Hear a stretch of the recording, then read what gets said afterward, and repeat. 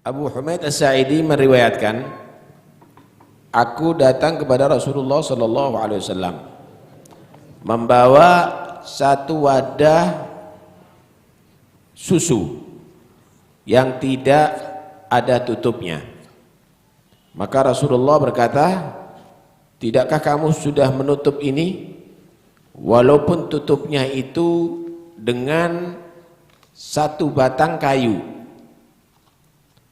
Maka berkata Abu Humaid, Rasulullah memerintahkan kita untuk menutup wadah itu dengan ditutup di malam hari, begitu juga pintu-pintu ditutup ada di malam hari. Karena itu disunnahkan untuk menutup wadah-wadah kita sebenarnya di siang atau malam hari, utamanya di malam hari. Dan dibarengi dengan bacaan Bismillahirrahmanirrahim. Dikatakan dalam Zubat, wa yustahabbu fil awani taghtiyah walau bi'udin hutta fawqal aniyah. Disunnahkan untuk wadah isi kuahkah atau isi airkah, isi susukah untuk ditutup, jangan dibiarkan terbuka. Kemudian kalaupun enggak ada tutup, maka dikasih misalnya satu batang kayu walaupun tidak menutup semuanya sambil mengucapkan bismillah. Mengucapkan bismillah hadza ghita'uk. Aku nyatakan bismillah, ini menjadi penutupnya kamu. Insyaallah Allah jaga itu nantinya. Hah? Kenapa?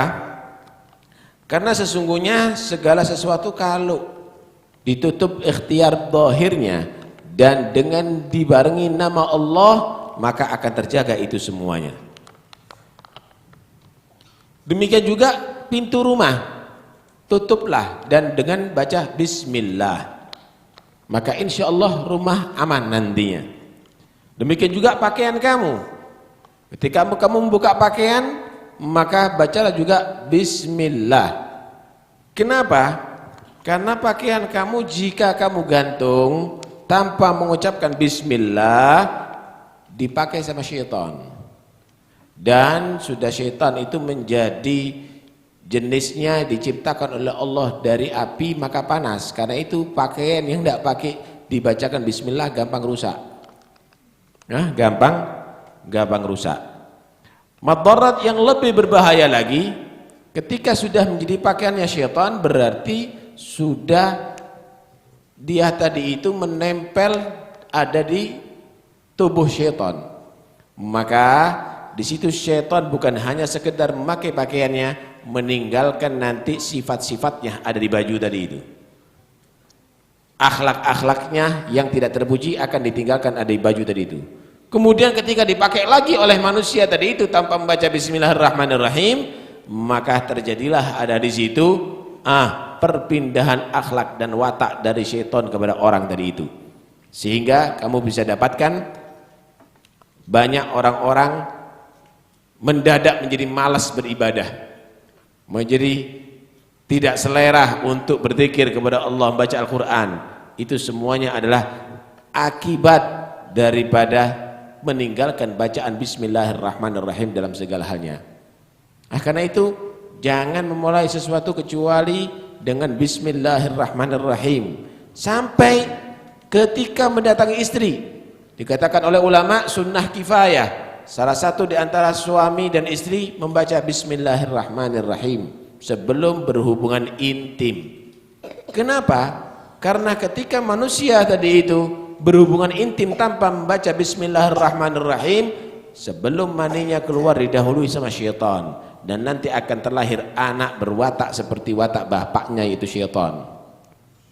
Karena itu tidak akan didengarkan nasihat ayah nasabnya, tetapi ayahnya yang sudah mempengaruhi terlebih dahulu daripada pertemuan sel telur dan mani tadi itu, syaitan itu yang lebih didahulukan. Bapak nasihati jangan minum khamr, jangan ngisep ganja, jangan melakukan itu. Bapak setan yang nasihati teruskan itu ganja.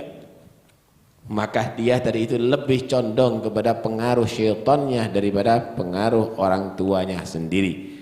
Itu semuanya adalah karena meninggalkan Bismillahirrahmanirrahim. Al-Habib Abdullah bin Al-Haddad beliau berkata, Allah subhanahu wa ta'ala itu juga menurunkan ada balak khusus. Balak khusus yang Allah turunkan kepada anak-anak kecil. Ada penyakit-penyakit khusus anak kecil biasanya. Ada cacar, ada penyakit-penyakit khusus ada untuk anak-anak kecil tadi itu. Ini, tahukah Anda ketika itu turun maka akan menimpa kepada anak-anak kebanyakan yang bapaknya lupa atau ibunya lupa ketika berhubungan intim tidak membaca Bismillahirrahmanirrahim. Karena itu jika terjadi penyakit itu banyak yang meninggal dunia, yang jadi korban adalah anak-anak yang hasil hubungan intim suami istri yang tidak membaca Bismillahirrahmanirrahim. Alhasil janganlah kita melupakan bacaan itu supaya kita betul-betul terjaga daripada musuh utama kita yaitu syaitanir rajim. Dihikayatkan ada dua syaitan yang ketemu. Satu syaitan dalam keadaan kurus kering dan rambutnya tidak teratur. Satu syaitan dalam keadaan gemuk dan rambutnya kelemis. Seperti pakai minyak begitu. Wah, necis. Setan yang rambutnya korat-karit dan kurus tadi itu ditegur sama setan yang gemuk dan kelemis rambutnya ini. Kenapa kamu tadi itu? Keadaan kamu enggak sehat begini. Rambut kamu enggak teratur. Waduh, kata dia. Saya ini ditugas untuk merayu dan menipu seorang perempuan. Setiap dia makan baca Bismillahirrahmanirrahim. Sampai sekarang mulai aku ditugas sampai sekarang tidak pernah makan sama sekali. Kenapa? Setiap dia sebelum makan mengucapkan Bismillahirrahmanirrahim. Begitu juga aku belum pernah minum karena setiap dia minum sebelum ia memulai minum dia baca Bismillahirrahmanirrahim. Begitu juga kalau dia tadi itu menyisir rambutnya, merapikan rambutnya, meminyaki rambutnya, dia selalu baca Bismillahirrahmanirrahim. Sampai sekarang rambutku tidak tersisir, rambutku tidak pernah aku minyaki, kata dia. Setiap masuk rumah dia baca Bismillahirrahmanirrahim. Mulai dari dulu sampai sekarang saya kedinginan, kepanasan ada di luar rumah, kata dia. Kemudian ditanya, kenapa kamu kok sehat begini? Wah, aku kebetulan temanku ini yang aku ditugaskan untuk menggoda ini adalah orang kafir. Maka dia tidak pernah berzikir kepada Allah. Aku akan selalu sama dia, makan sepiring pun dengan dia, tidur sekamar pun dengan dia, pakaian satu pakaian pun dengan dia. Bahkan aku juga bersenang-senang dengan istrinya dengan dia. Allah Subhanahu wa taala berfirman, "Wasyarikhum fil amwali wal aulad." Ya, Allah berfirman kepada syaitan, kamu bisa bersekutu dengan manusia, bersama-sama manusia, baik di dalam urusan harta mereka maupun dalam urusan anak-anak mereka.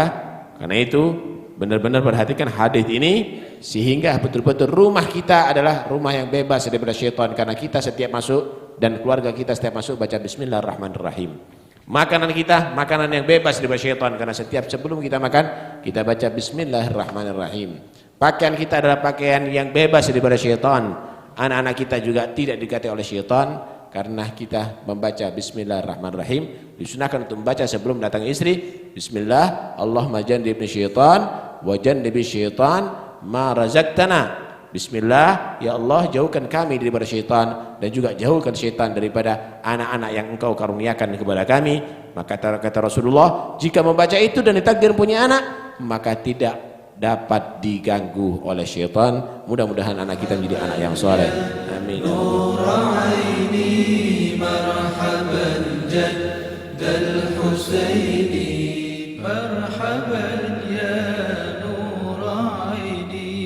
مرحبا يا